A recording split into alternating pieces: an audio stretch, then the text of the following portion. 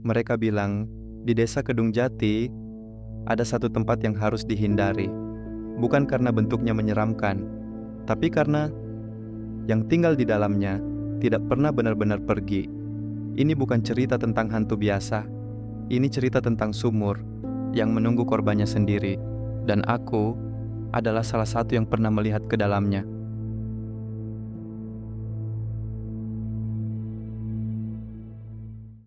Langit mulai jingga ketika aku turun dari bus kecil yang berhenti di jalan tanah berbatu.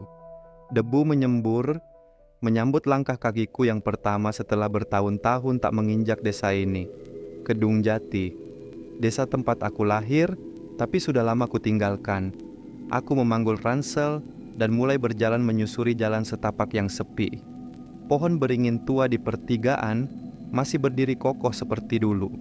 Daunnya bergerak pelan, seakan menyapaku dalam diam. Rumah peninggalan orang tuaku berdiri kusam, catnya mengelupas, jendelanya berdebu. Aku membuka pintu perlahan. Engselnya berderit tajam, mengoyak keheningan. Bau apek langsung menyergap begitu aku masuk. Lampu ruang tengah tidak menyala. Mungkin listriknya sudah lama diputus.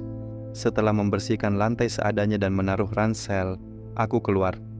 Perutku lapar. Warung Mak Darmi di ujung gang masih berdiri, walau atap sengnya mulai berkarat. Saat aku mendekat, obrolan warga yang duduk di bangku depan warung mendadak terhenti. Mata mereka tertuju padaku. Sebagian buru-buru menunduk, pura-pura sibuk. Hanya Mak Darmi yang tersenyum, meski kaku. "Lo, Gilang to? Wah, kowe saiki wis gede. Tumben pulang," katanya sambil membungkuskan gorengan. Aku tersenyum kecil. "Iya, Mak.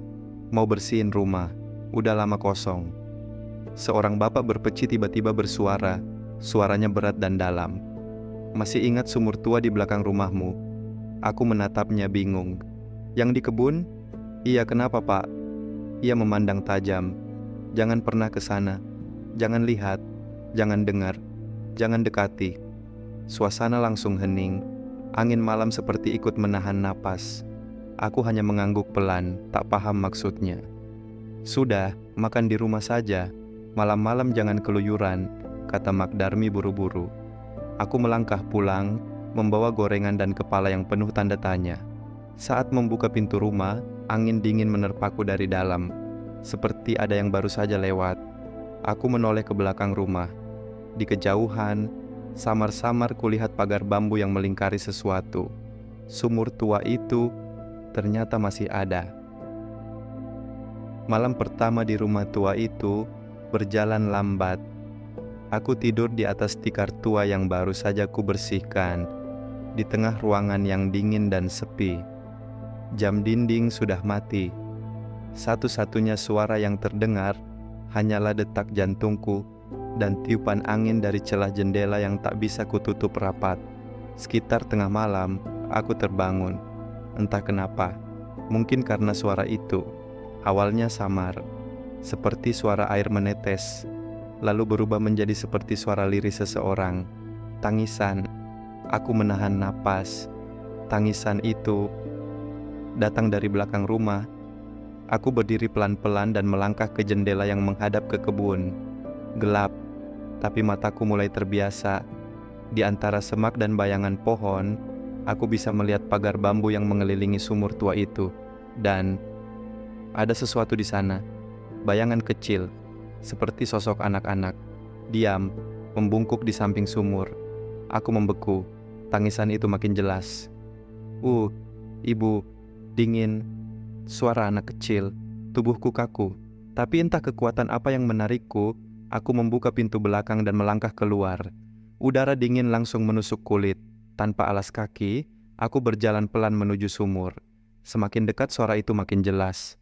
Tapi bayangannya menghilang. Tidak ada siapa-siapa. Aku berdiri tepat di depan pagar bambu. Kayu-kayu penghalang itu terlihat lapuk. Di tengahnya ada tutup seng besar yang berat, menutupi mulut sumur. Aku ingin kembali. Tapi kemudian, Mas, suara itu tepat di belakangku. Aku menoleh cepat. Tidak ada siapa-siapa. Peluh mulai mengalir di punggungku. Aku mundur 2 langkah. lalu berlari kembali masuk rumah dan menutup pintu rapat-rapat. Di dalam kamar, aku duduk menahan napas. Jantungku berdetak cepat. Itu nyata. Aku mendengarnya. Dan aku melihat sesuatu. Tapi pagi nanti, aku akan ke sana lagi. Aku harus tahu siapa yang menangis dari dalam sumur itu. Pagi itu, aku duduk di teras rumah sambil memandangi secangkir kopi yang mulai dingin. Mataku sayu, tidurku semalam terganggu. Suara tangisan itu, bayangan di sumur, suara yang memanggil, semua masih membekas. Aku butuh jawaban. Setelah berpikir sebentar, aku memutuskan pergi ke rumah seseorang yang dulu sering bercerita tentang sejarah desa, Nenek Sumi. Ia tinggal di ujung desa, rumah paling tua, paling sepi. Dulu waktu kecil, aku sering dengar dongeng-dongeng aneh darinya. Tapi sekarang, mungkin cerita itu bukan sekadar dongeng. Rumahnya masih seperti dulu. Tembok retak, jendela kayu kusam, dan bau dupa menyambut begitu aku mengetuk pintu. Tak lama, suara berat tapi pelan menjawab. "Masuk aja, Gilang." Aku terkejut. Aku belum sempat menyebut namaku. Kupelan langkahku masuk. Nenek Sumi duduk di kursi rotan, tubuhnya kecil, rambut putihnya diikat rapi, tapi matanya tajam, seperti tahu semuanya. "Kau sudah dengar tangisnya ya?" Tanyanya sebelum aku sempat membuka mulut. Aku mengangguk pelan. "Jangan kesana lagi, Lang," katanya dengan suara parau. "Kalau sudah dengar sekali, dia akan terus memanggil." "Siapa dia?" tanyaku pelan. Nenek Sumi diam, menatap keluar jendela, lalu mulai bercerita. 20 tahun lalu, ada seorang anak kecil, perempuan, namanya Ayu, anak tunggal dari pasangan yang tinggal di rumahmu sekarang. Suatu hari Ayu hilang, tidak ada yang tahu kemana. Semua orang mencari, ke sawah, ke hutan, ke sungai, tapi tidak ketemu. Aku merasakan darahku dingin. Beberapa hari kemudian, ada anak kecil lain yang bilang, dia lihat Ayu jatuh ke sumur. Tapi ketika sumur itu dibuka, kosong, kering, tak ada air, tak ada jasad. Tapi sejak malam itu, tangisan Ayu mulai terdengar dari dalam sumur. Nenek Sumi menatapku dalam-dalam. Wargalah yang menutup sumur itu. Mereka pagar dengan bambu, tutup dengan seng, tapi tidak pernah bisa menghentikan suara itu. Aku terdiam, jantungku berdebar cepat. Kenapa tidak ada yang cerita ke aku? Padahal itu rumah orang tuaku. Wajah Nenek Sumi berubah sendu. "Karena Ayu itu adikmu, Lang." Dunia terasa berhenti. "Aku punya adik. Ayah dan ibumu tidak pernah cerita. Mereka memilih pergi dari desa, membawa luka itu. Dan sekarang, kau kembali." Suaranya memanggilmu lagi. Tanganku gemetar. Suara tangisan itu adalah adik kandungku. Seketika, semua terasa kabur. Hawa di ruangan jadi dingin. Dan di luar jendela, samar-samar aku mendengar tangis itu lagi. Hujan turun semalaman. Tidak deras, tapi cukup membuat tanah jadi lengket dan licin. Pagi itu, aku berdiri di belakang rumah. Pandanganku terpaku ke arah pagar bambu yang mengelilingi sumur tua. Tutup seng di atasnya masih terlihat dari sela-sela daun pisang yang bergoyang. Langkahku pelan, tanpa alas kaki, aku berjalan melewati rerumputan basah. Udara pagi terasa dingin menusuk. Sesuatu dalam diriku mendorongku untuk mendekat, entah apa. Sampai akhirnya aku melihatnya. Jejak kaki kecil di tanah basah. Satu persatu, jelas, dari arah kebun menuju sumur. Aku jongkok, menyentuh bekas tapak itu. Kecil, seperti milik anak usia 5 atau 6 tahun. Tapi anehnya jejak itu tidak masuk akal. Tidak ada jejak keluar. Hanya satu arah, menuju sumur. Lalu menghilang di depan pagar bambu. Napasku cekat. Aku berdiri cepat, menatap sekeliling. Tidak ada siapa-siapa. Lalu mataku menangkap sesuatu di batang pohon pisang dekat pagar. Coretan. Dengan lumpur, seseorang menulis atau mencoretkan sesuatu. "Main yuk." Tulisannya kecil, bergelombang, seperti ditulis oleh tangan anak kecil. Tanganku gemetar. Aku mundur satu langkah. Tapi sebelum sempat pergi, Aku mendengar suara dari balik semak, suara ranting patah. Aku menoleh cepat. Ada bayangan, kecil berbaju putih, berdiri diam di balik pohon. Wajahnya tidak terlihat jelas, tapi rambutnya panjang, menutupi sebagian tubuhnya. Ayu, suaraku gemetar. Bayangan itu diam, lalu pelan-pelan berbalik dan berlari ke arah hutan kecil di belakang sumur. Tanpa sadar aku mengejar. Langkahku cepat menyusuri jalur tanah yang mulai licin. Tapi sesampainya di hutan, dia menghilang. Tak ada suara, tak ada jejak, hanya sunyi. Aku berdiri di tengah pepohonan. Nafasku terengah. Keringat dingin mengalir di pelipis. Sampai aku menyadari satu hal.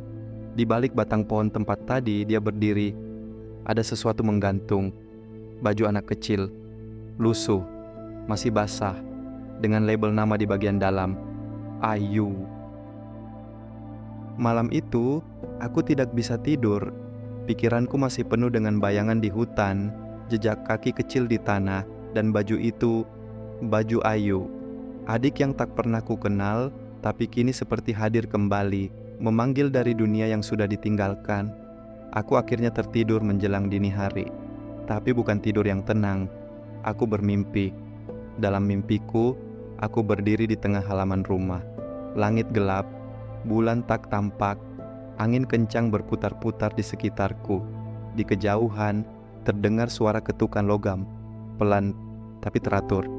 Tok, tok, tok. Aku menoleh. Sumur tua itu terbuka. Tutup sengnya sudah tersingkap. Di dalamnya hanya kegelapan, tapi aku mendengar sesuatu. Suara napas. Lalu, suara anak kecil. Mas, aku kedinginan. Suara itu menggema dari dalam sumur. Aku melangkah maju. Setiap langkah terasa berat, seperti tanah menarikku kembali. Tapi aku terus berjalan. Sampai akhirnya aku berdiri di tepi sumur dan menunduk. Awalnya hanya gelap. Lalu 2 titik putih muncul. Mata anak kecil menatap ke atasku. Main yuk mas. Tiba-tiba, tangan kecil mencuat dari kegelapan, menjulur ke arahku. Jemarinya pucat, basah dan dingin. Aku terpaku, dan dalam sekejap, tangan itu mencengkeram pergelangan tanganku. Aku terjatuh, terperosok, dan segalanya jadi hitam. Aku terbangun dengan teriakan. Tubuhku basah oleh keringat, napasku memburu, dan yang paling membuatku gemetar, tanganku terasa dingin. Saat aku menyalakan lampu senter dari HP dan melihat ke pergelangan tangan, ada bekas cengkeraman, kecil, seperti tangan anak kecil. Dan kemudian, bisikan itu kembali terdengar dari luar jendela. Pelan, patah-patah, tapi jelas. Mas, ayo, buka, tutupnya.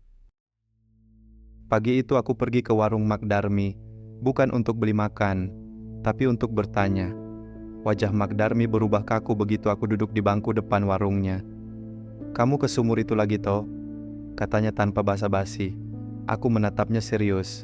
Mak, siapa yang jaga sumur itu setiap malam? Mak Darmi terdiam, lama. Lalu ia memalingkan muka, seolah ingin menghindar dari percakapan ini. Mak, tolong, aku harus tahu, desakku. Akhirnya ia bicara pelan, seperti bisik. Pak Jatmiko, dulu dia ikut cari Ayu. Waktu semua orang berhenti, dia yang nggak pernah berhenti. Dia siapa? Dia pamannya Ayu, kakaknya ibumu. Setelah Ayu hilang, dia yang jaga sumur itu tiap malam sampai sekarang. Malam harinya, aku sengaja tidak tidur. Aku duduk diam di dalam rumah, lampu mati, hanya cahaya dari jendela yang menghadap ke kebun. Tepat jam 12 malam, aku melihatnya. Seorang pria tua mengenakan jaket tebal, berjalan pelan dari arah jalan samping rumah. Ia membawa lampu Petromax dan berdiri diam di depan pagar bambu. Pak Jatmiko. Ia duduk di bangku kayu kecil, menatap sumur itu dalam diam. Tangannya menggenggam sesuatu, seperti tasbih atau gelang dari batu hitam. Aku keluar rumah perlahan, melangkah mendekatinya. Pak, sapaku pelan. Ia menoleh. Matanya tampak lelah namun tajam, tidak terkejut melihatku. Seolah sudah tahu aku akan datang. Kamu sudah dengar suaranya ya? Tanyanya datar. Aku mengangguk. Siapa dia sebenarnya, Pak? Pak Jatmiko menunduk. Itu bukan Ayu, bukan lagi. Aku diam menahan napas. Waktu Ayu hilang, aku yang paling lama cari. 3 hari 3 malam. Dan aku yang pertama kali dengar tangis dari dalam sumur itu. Suara Pak Jatmiko mulai bergetar. Tapi waktu kami buka, sumur itu kosong, kering. Dan suara itu tetap ada. Setiap malam, jam 3, tangis. Panggilan. Lama-lama suara itu bukan cuma menangis. Ia menatapku dalam-dalam. Dia mulai bicara. Dia mulai minta main. Mulai minta ditemani. Dan suatu malam, dia minta satu hal. Aku menelan ludah. Apa? Pak Jatmiko menggenggam batu tasbihnya kuat-kuat. Dia minta digantikan. Angin malam berhembus kencang. Dedaunan bergoyang liar. Pagar bambu berderit pelan, seolah ikut bicara. Aku menatap sumur itu. Dan untuk pertama kalinya, aku merasa sumur itu sedang menatap balik ke arahku. Malam itu, aku tidak bisa tenang. Kata-kata Pak Jatmiko terus terngiang di kepala. Dia minta digantikan. Siapa dia itu? Apa benar itu bukan Ayu? Tapi kenapa memakai suara Ayu, wajah Ayu, bahkan memanggilku Mas? Aku mencoba mencari jawaban yang bisa ku genggam. Dan satu tempat terlintas di pikiranku, loteng rumah. Dulu, ibuku suka menyimpan barang-barang penting di sana. Surat-surat foto lama, bahkan buku harian. Aku naik ke atas loteng dengan senter di tangan. Debu tebal, jaring laba-laba, dan udara pengap langsung menyergap. Setelah membongkar beberapa kotak tua, aku menemukannya. Sebuah buku kecil bersampul cokelat. Ada nama yang tertulis di bagian dalam. Buku harian Rina, nama ibuku. Tanganku gemetar saat mulai membacanya. 10 Juni Ayu tidak mau tidur. Katanya teman barunya ingin main terus.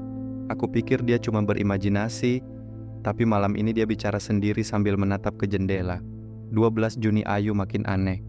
Dia bilang teman barunya ngajak ke tempat gelap yang dalam. Seperti sumur, katanya. Aku takut. Tapi Jatmiko bilang, anak kecil memang suka berkhayal.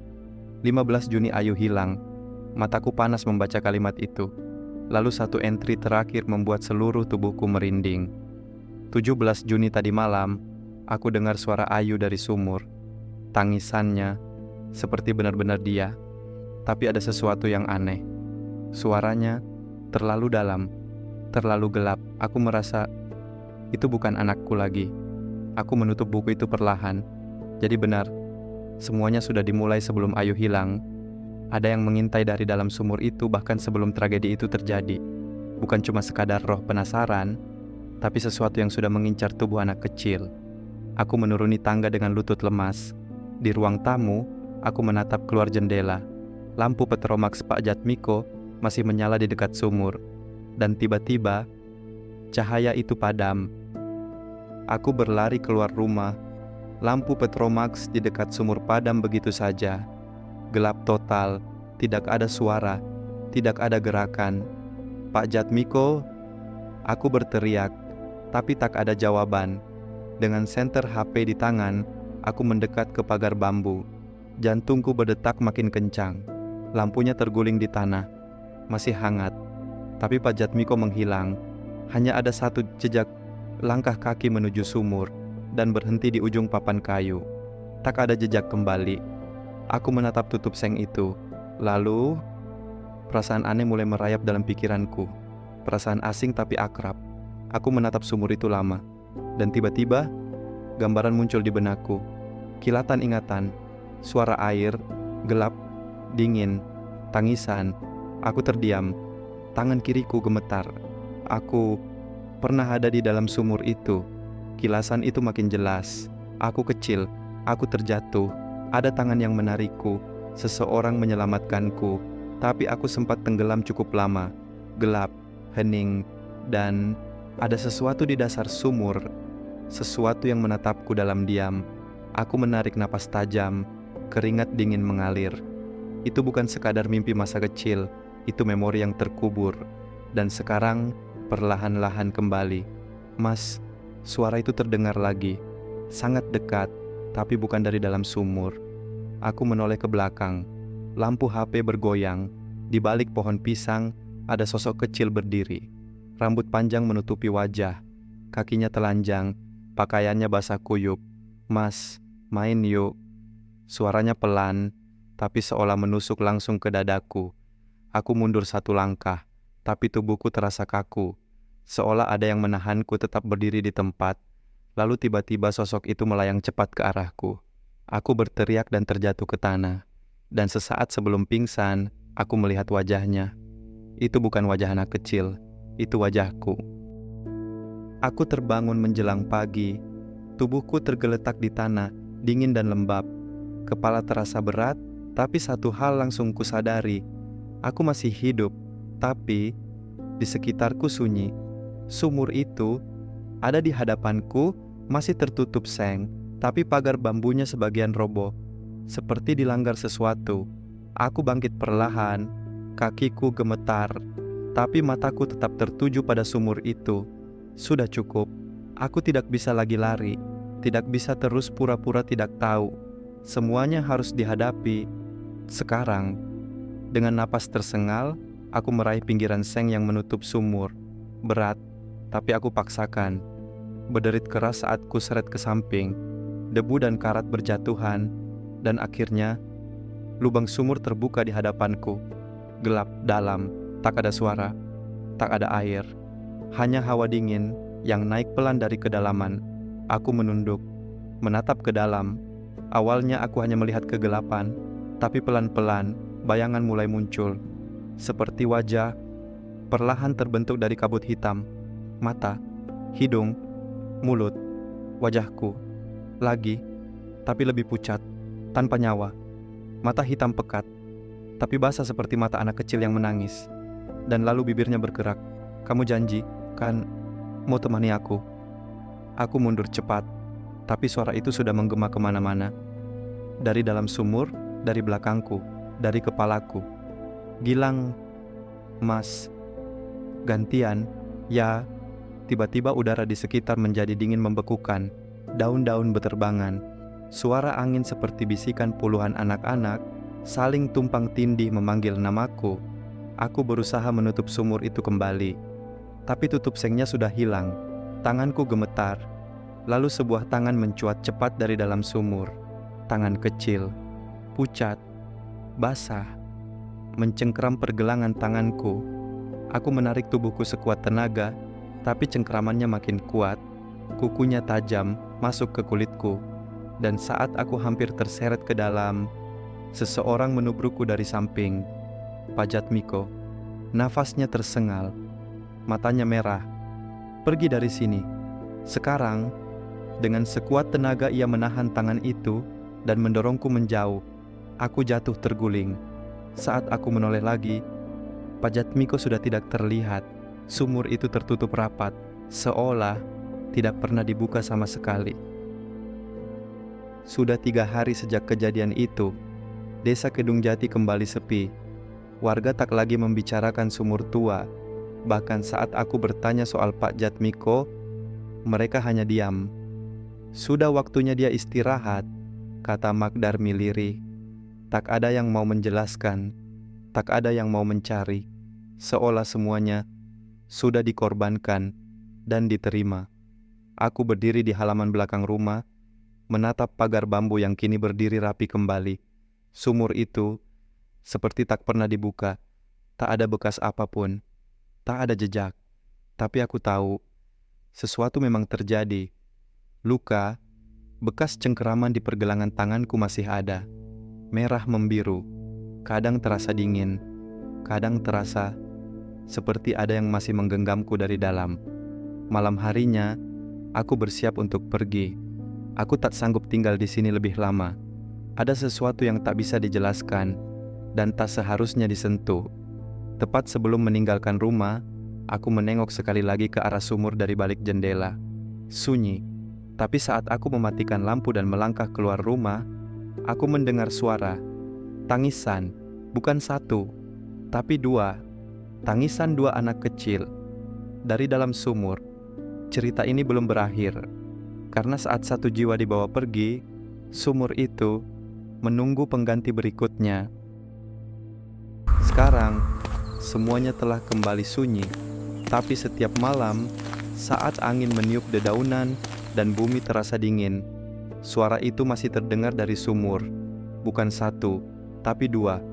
Karena di tempat itu, tidak ada yang benar-benar hilang. Mereka hanya digantikan.